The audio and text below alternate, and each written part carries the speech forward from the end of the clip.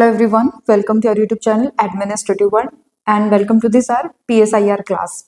तो as you know that we are covering ancient Indian political thought और उसमें अभी हम धर्मशास्त्र ट्रेडिशन पे बात कर रहे हैं. लास्टली हमने इंग्लिश और हिंदी दोनों क्लासेस में धर्मशास्त्र ट्रेडिशन का एक ओवरव्यू देखा था.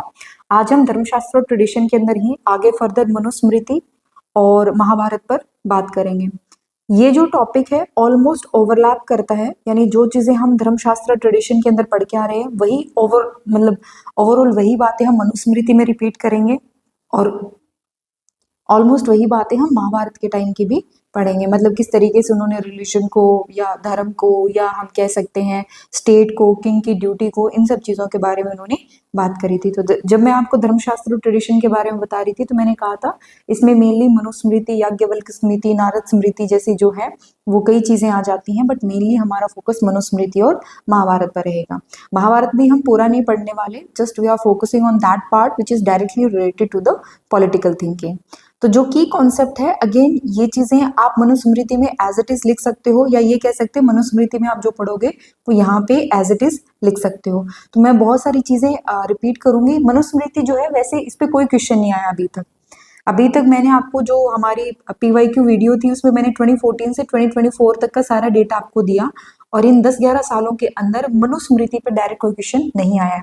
बट ये दो चीज़ों से एक मतलब इंपॉर्टेंट हो जाती है, दो पर्सपेक्टिव से. पहला पर्सपेक्टिव है एंशिएंट इंडियन पॉलिटिकल थॉट में धर्मशास्त्र ट्रेडिशन को और अच्छे से समझने के लिए हमें मनुस्मृति ट्रेडिशन को समझना पड़ेगा. और दूसरा, हमें जब डॉक्टर BR अम्बेडकर को हम पढ़ते हैं तो BR अम्बेडकर का अच्छा खासा क्रिटिसिज्म है मनुस्मृति को लेकर के. तो उनके क्रिटिसिज्म को या उनके व्यू पॉइंट को अच्छे से समझने के लिए अभी हमें मनुस्मृति पर डिस्कस करना पड़ेगा. तो इसीलिए इंपॉर्टेंट हो जाता है. बाकी आप एक बार मैं रिकमेंड करूंगी कि जो मैंने PYQ वाली वीडियो अपलोड करी है एक बार वो देख लीजिएगा. टॉपिक वाइज PYQ प्लेलिस्ट के अंदर ही आपको मिल जाएगी, PSIR की प्लेलिस्ट में. वहां से आप चीजें समझ सकते हैं कि कैसे क्वेश्चंस पूछे गए हैं. चलिए आज हम मनुस्मृति पे बात करेंगे. ज्यादा लेंथी वीडियो ये नहीं होने वाली है because already we have discussed and इसमें कुछ भी अलग से हम नहीं पढ़ने वाले. बिकॉज देखो मनुस्मृति बहुत कॉन्ट्रोवर्शियल टेक्स्ट है. आप इसके ऊपर पूरा कोर्स कर सकते हो मनुस्मृति के ऊपर. आप चाहो तो अच्छी खासी क्लासेस कंडक्ट हो सकती हैं, बट हमें उतना डेप्थ में नहीं पढ़ना है. अगर हाँ आपका इंटरेस्ट है कास्टिज्म को लेकर के या मास्टर्स करना चाहते हैं तो डेफिनेटली आप जो है मनुस्मृति को अच्छे से पढ़ सकते हैं. Not only in caste but Manusmriti का हमारी जो पॉलिटिकल थिंकिंग है उसके ऊपर कितना इन्फ्लुएंस है इस चीज़ को समझने के लिए आप मनुस्मृति और उससे रिलेटेड चीज़ें पढ़ सकते हैं. बट मैं स्ट्रिक्टली एग्जाम पर्सपेक्टिव से या एग्जाम पॉइंट ऑफ व्यू से चीज़ें आपको पढ़ा रही हूँ, तो मैं बहुत लिमिटेड चीज़ों को रख रही हूँ. बाकी मनुस्मृति पे अच्छी डिबेट हो सकती है. अगर आप चाहते हैं तो हम सेपरेट वीडियो डिबेट या जो भी कंट्रोवर्सी है उसके रिगार्डिंग हम बना सकते हैं, but here we are just keeping the things from exam point of view. तो मनुस्मृति को मनुधर्म शास्त्र भी कहा जाता है. It is one of the earliest and most authoritative text in the Dharmashastra tradition. और इवन ये माना जाता है कि आज हम जिस तरीके से सोचते हैं हमारी पॉलिटिकल और हमारी सोशल थिंकिंग के ऊपर मनुस्मृति का बहुत ज्यादा इन्फ्लुएंस है. It deals with a wide range of topics including dharma, politics, justice, social structure and governance. इन्होंने धर्म के कॉन्सेप्ट के ऊपर इवन जो पूरा मतलब ये मान के चलिए धर्मशास्त्र ट्रेडिशन है वो धर्म और दंड के कॉन्सेप्ट के ऊपर बेस्ड है. धर्म एंड दंड के कॉन्सेप्ट पे कि follow the duty centric point of view and अगर आप नहीं फॉलो कर रहे हो उसको तो पनिशमेंट होनी चाहिए. धर्म एंड दंड के कॉन्सेप्ट पर चीजें बेस्ड हैं. अब ये लिखी कब गई थी? देखो मनु एक हिस्टोरिकल फिगर है, यानी इसको लेकर के कंट्रोवर्सी है. कुछ लोग कहते हैं yes Manu is a historical figure, मतलब हिस्ट्री में रहे. कुछ ये मानते कि नहीं Manu is not a historical figure, but उसको एक रेफरेंस की तरह यूज किया जाता है. इस नाम को एक रेफरेंस की तरह यूज किया जाता है. That's not important discussion for us. हमें बहुत लिमिटेड चीजें जो है वो जाननी है. मैंने कहा ना अगर आप कंट्रोवर्सी जानना चाहते हैं तो उसके ऊपर आराम से आप पढ़िए, जानिए, कोई दिक्कत नहीं है. आप लेंदी लेक्चर्स भी देख सकते हैं, बट यहाँ पे एग्जाम पर्सपेक्टिव से. इसके लिए आप हमारा जो पेड कोर्स है वो ज्वाइन कर सकते हैं PSIR के लिए. एंड आप हमें कांटेक्ट कर सकते हैं 9896859767. इन क्लासेस में फिर हम डिटेल में बात करेंगे कि मनुस्मृति क्यों इतनी कंट्रोवर्शियल है, क्यों इसके ऊपर डिफरेंट मतलब पॉइंट ऑफ व्यू या पर्सपेक्टिव हमारे समझ में आते हैं और क्यों ये इतनी इन्फ्लुएंशियल है. इतनी कंट्रोवर्सी होने के बाद भी मनुस्मृति का इतना इम्पैक्ट क्यों माना जाता है, उन सब चीज़ों के बारे में हम अपने पेड क्लासेस के अंदर बात करेंगे. चलिए इसका एस्टिमेटेड पीरियड ऑफ कंपोजिशन जो है वो 200 BC से 200 CE के बीच में माना जाता है, यानी इन 400 ईयर्स के बीच में जो है वो ये कंपोज करी गई हैं. Traditionally attributed to Manu, regarded as the first man and law giver in the Hindu mythology. देखो फर्स्ट मैन कह सकते हो या फर्स्ट किंग बोल सकते हो मनु को, कि जब बहुत ज्यादा एनार्की थी, कहानी इस तरीके से चलती है कि सोसाइटी में बहुत ज्यादा एनार्की आई, तब भगवान ने किसको भेजा, फर्स्ट किंग को भेजा, so that he can maintain some stability, या you can say he can maintain some law and order in the society. तो Manu is considered as the first king and first lawgiver in Hindu tradition. इसमें कुछ की political idea है, these are similar to what we have studied in Dharmashastra tradition, but मैं एक बार फिर से revise करा देती हूँ। पहला है धर्म और स्टेट के बीच में रिलेशन। तो धर्म जो है वो एक लिमिटेड, मतलब it's just not religion but it's a comprehensive code of moral, social and political duties. तो अगर आपसे कोई कहे कि जो धर्मशास्त्र ट्रेडिशन है it provides you the duty centric view, duty centric world view, तो आप डेफिनेटली उस चीज को अच्छे से एक्सप्लेन कर पाएंगे। The state exist to uphold and protect dharma. State का काम ही क्या है, धर्म को प्रोटेक्ट करना, अपहोल्ड करना। एंड धर्म is the foundation of justice, social order and legitimacy of the ruler. एक किंग को उसी के हिसाब से ही काम करना पड़ेगा, धर्म के हिसाब से ही काम करना पड़ेगा। एंड धर्म means the duty, the righteousness, और जो उसकी मॉरल ड्यूटी है बेसिकली। तो इसमें एक श्लोक है जिसमें कहा गया कि धर्म when protected protects and when destroyed it destroys. धर्म को जब हम बचाते हैं तो धर्म हमें बचाता है, और जब हम उसका विनाश करते हैं तो वो हमारा विनाश करते हैं। सीधी सी बात है, अगर आप अपनी रिस्पॉन्सिबिलिटी, अपनी ड्यूटीज का ढंग से पालन नहीं करते हो तो धीरे धीरे आप सोसाइटी को या आप अपने लिए भी नुकसान कर रहे हो। तो सिमिलर बताया गया है role of king and rajdharma. King का क्या रोल है, अभी किंग को धर्म के एक गार्जियन के तौर पे देखा गया है, not a despotic ruler. Chief duties क्या है, सब्जेक्ट्स की प्रोटेक्शन यानी सिटीजन्स को प्रोटेक्ट करना, administration of justice, fair imposition and collection of taxes, and maintenance of order and punishment of wrong doer, यानी दंड। देन किंग जो है वो ब्राह्मण्स या जो इंटेलेक्चुअल क्लास है सोसाइटी की, उनसे गाइडेंस लेगा। And while kings have power they are not above dharma. आपकी पावर एब्सोल्यूट नहीं है, you are not above the dharma, you are not above your duty, you have some power, it is there to help you to perform your duty. Next comes theory of danda. दंड क्या होता है, punishment और coercive power. It is essential to maintain the order. और purpose क्या होता है इसका, जस्टिस मेंटेन करके रखना। So prevent injustice, instil fear of wrongdoing. अगर कोई गलत करता है तो उसको डर लगना चाहिए कि हाँ सरकार है, राजा है, अगर कुछ गलत होगा तो मुझे पनिशमेंट दी जाएगी।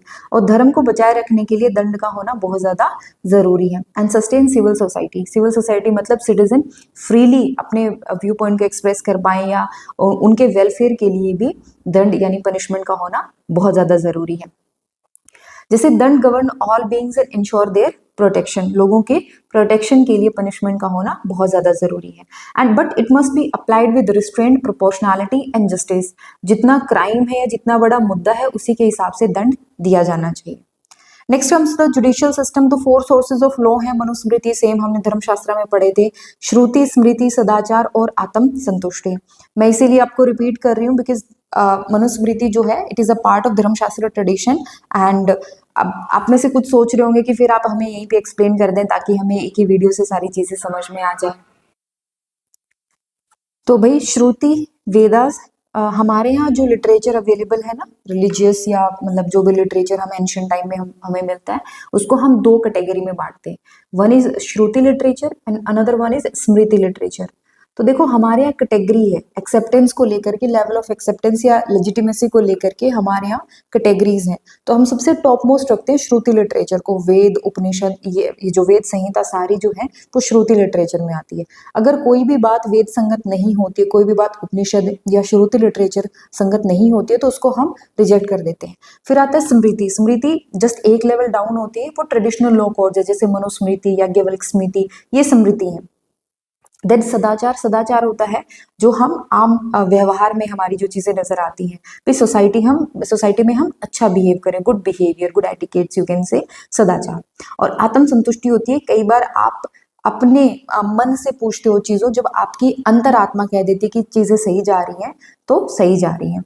Manusmriti identifies this 4 sources of law. And king is the chief judicial authority assisted by appointed जजेस and counsellors.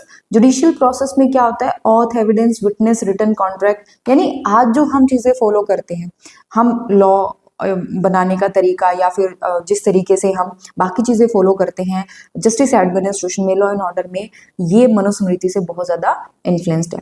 Then consideration of caste age and religious duties while delivery judgement. Definitely ये एक, पर ये ना बहुत बड़ा पॉइंट ऑफ व्यू है।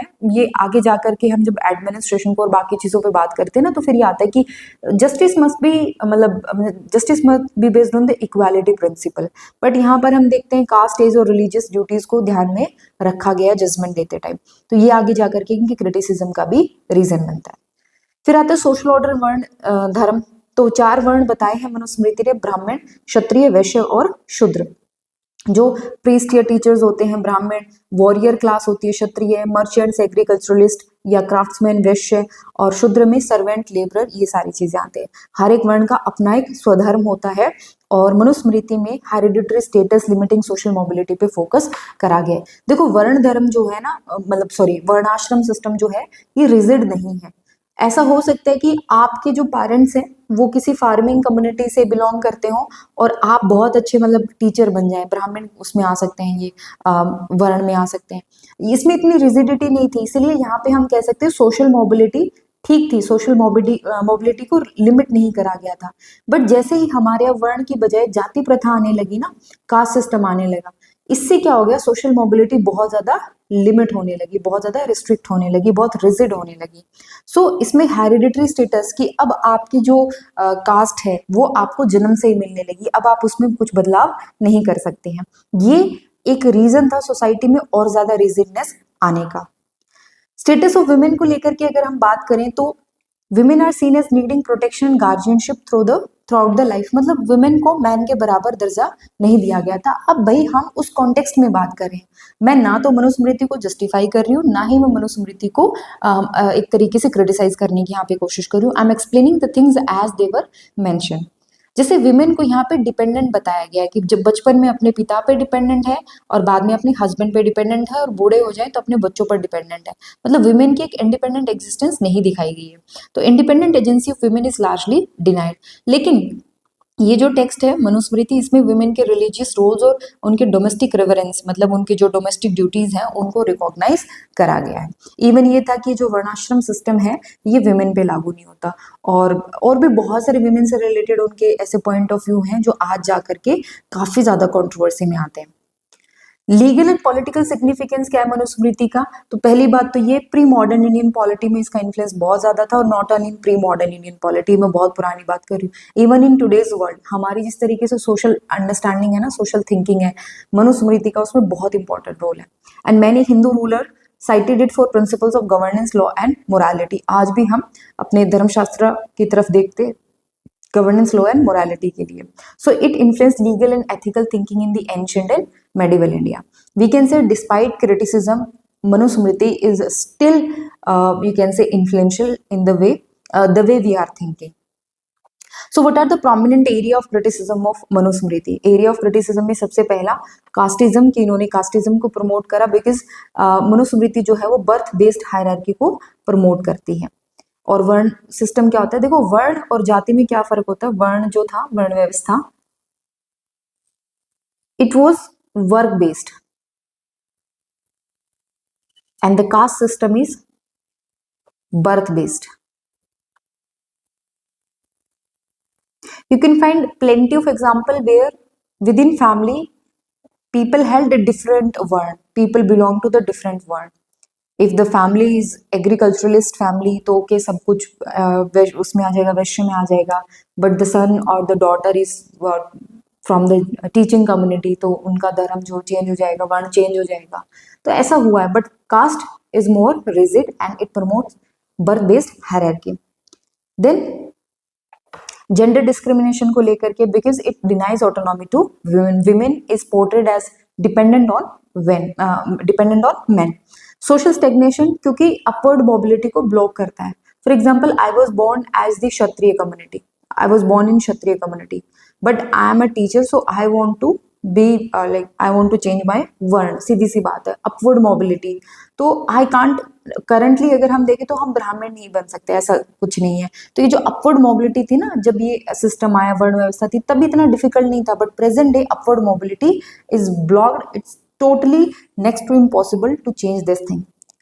सो justification of untouchability increases purity, impurity based exclusion. हमारे यहाँ ना एक बहुत इंपॉर्टेंट कॉन्सेप्ट चलता है, ये चीज सोशियोलॉजी में आप बहुत पढ़ते हो इंडियन सोसाइटी में, और कभी अगर सोशियोलॉजी पे या सोसाइटी पे डिस्कशन हुआ ना तो मैं भी इस पॉइंट ऑफ व्यू को रखूंगी कि हमारे यहाँ सोसाइटी एक पॉइंट से बहुत ज्यादा इन्फ्लुएंस्ड है। अभी तो चलो धीरे धीरे उसमें बदलाव आ रहे हैं, वो है इम्प्योरिटी प्योरिटी।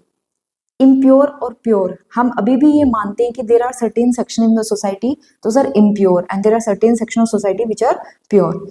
इसी चीज से क्या आता है, अनटचेबिलिटी का कॉन्सेप्ट आता है, छुआछूत आती है कि हम इनके हाथ लगाए गए घड़े से पानी नहीं पिएंगे, ये एक कुएं से पानी नहीं ले सकते, ये एक मंदिर में नहीं जा सकते, जब ये पर्टिकुलर इम्प्योर लोग आएंगे गली के अंदर तो ये अनाउंसमेंट करेंगे ताकि लोग जो हैं वो अलग हट जाएं। तो अनटचेबिलिटी जो है वो बहुत ही मतलब एक यू कैन से सोसाइटी का बहुत गंदा रूप आपको देखने को मिलता है, and you can say you can find some traces और you can find some justification in the Manusmriti itself, and that's why it was mainly criticised by doctor B R Ambedkar. Doctor B R Ambedkar कहते हैं कि मनुस्मृति जो है basically उन्होंने protest करते वक्त जला दी गई थी। डॉक्टर बी आर अम्बेडकर के लिए कहा जाता है बिकॉज उन्होंने कहा था it's a symbol of social operation and inequality. तो डॉक्टर बी आर अम्बेडकर का point of view annihilation of caste, उनकी जो बुक है उसमें बहुत शानदार तरीके से मेंशन है। तो डॉक्टर बी आर अम्बेडकर को जब हम पढ़ेंगे तो मनुस्मृति को again will criticize and will understand this thing in more detail. तो मेरी तरफ से मनुस्मृति के ऊपर इतना ही है, मैंने ज्यादा फैक्ट्स वगैरह ऐड करने की कोशिश नहीं करी बिकॉज देखो एग्जाम में जितना पूछा जाता है उसी पर्सपेक्टिव से मैंने चीजों को कवर कराया है। बट हाँ, आपको लगता है कि हाँ आपको टीचिंग मेथड और नोट्स वगैरह सब कुछ सही लगते हैं तो आप हमारे पेड कोर्सेज ज्वाइन कर सकते हो पब्लिक एडमिनिस्ट्रेशन और पॉलिटिकल साइंस के, और ज्वाइन करने के लिए आप हमें 9896859767 पे ज्वाइन कर सकते हो। इसके अलावा आप टेस्ट सीरीज या आंसर राइटिंग इनिशिएटिव ज्वाइन कर सकते हो। साथ ही साथ ये जो नोट्स हमने यूज करे हैं विद सम अपडेट, ये नोट्स भी आप परचेज कर सकते हो। अगेन इन्हीं नंबर पे कांटेक्ट करें। जाने से पहले प्लीज आप हमारे टेलीग्राम चैनल से जुड़िए, वहां पर हम बहुत सारी चीजें जो वो टाइम टू टाइम अपडेट करते रहते हैं।